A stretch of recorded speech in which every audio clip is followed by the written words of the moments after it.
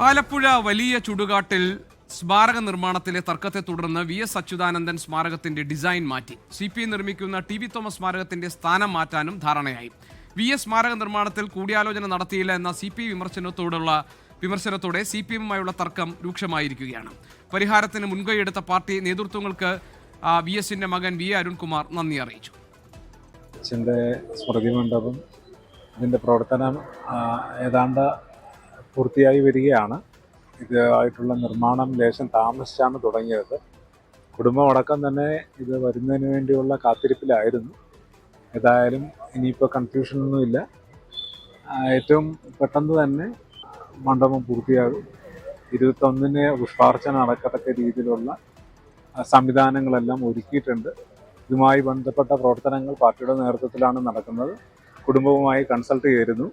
നല്ല ഒരു സ്മൃതി മണ്ഡപം തന്നെയായിരിക്കും ഉണ്ടാകുക എന്നുള്ള ഒരു പ്രതീക്ഷയാണ് ഞങ്ങൾക്കുള്ളത്.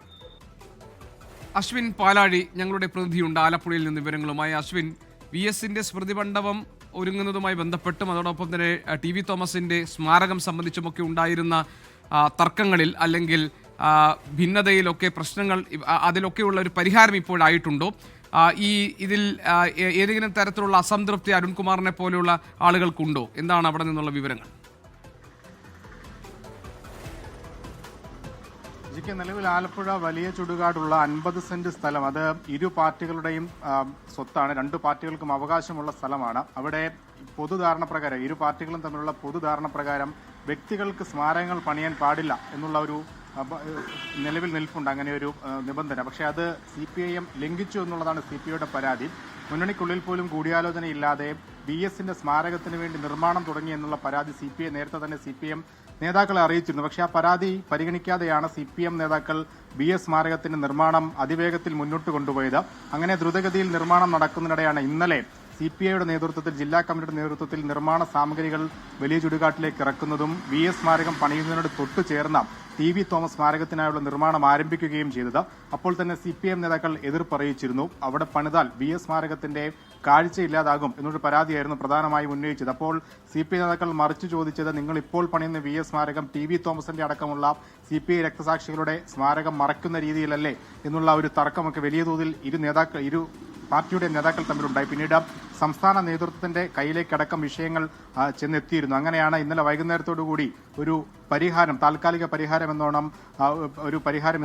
യഥാർത്ഥത്തെ പ്രശ്നം നേതാക്കൾക്ക് വേണ്ടി പ്രത്യേകം സ്മാരകം നിർമ്മിക്കില്ല എന്ന വലിയ ചുടുകാട്ടിലെ ഒരു പൊതുധാരണയുണ്ടായിരുന്നല്ലോ. ആ കാര്യം വി.എസിന് സ്മാരകം നിർമ്മിക്കാൻ തീരുമാനമെടുത്തതോടുകൂടി CPIM പൊളിച്ചു എന്നതാണല്ലോ CPIയുടെ പരാതി. അപ്പോൾ ആ ഭൂമിയെ ചൊല്ലിയുള്ള രക്തസാക്ഷി സ്മാരക ഭൂമിയെ ചൊല്ലിയുള്ള ഒരു അവകാശ തർക്കമാണ് യഥാർത്ഥത്തിൽ അവിടെ ഉടലെടുത്തത്. ആ പ്രശ്നം പൂർണ്ണമായും പരിഹരിച്ചോ? സമവായത്തിലെത്താൻ കഴിഞ്ഞിട്ടുണ്ടോ?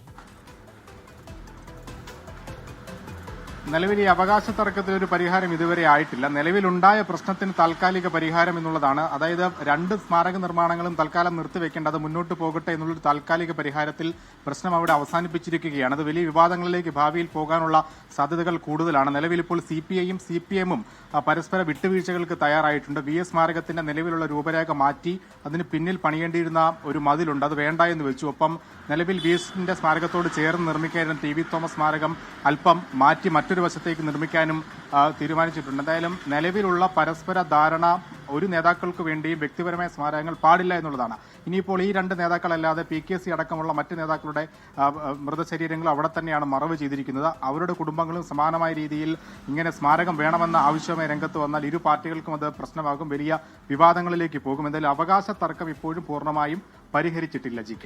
ശരി, അശ്വിൻ പാലാഴി ഞങ്ങളുടെ പ്രതിനിധിയാണ് വിവരങ്ങൾ നൽകിയത്.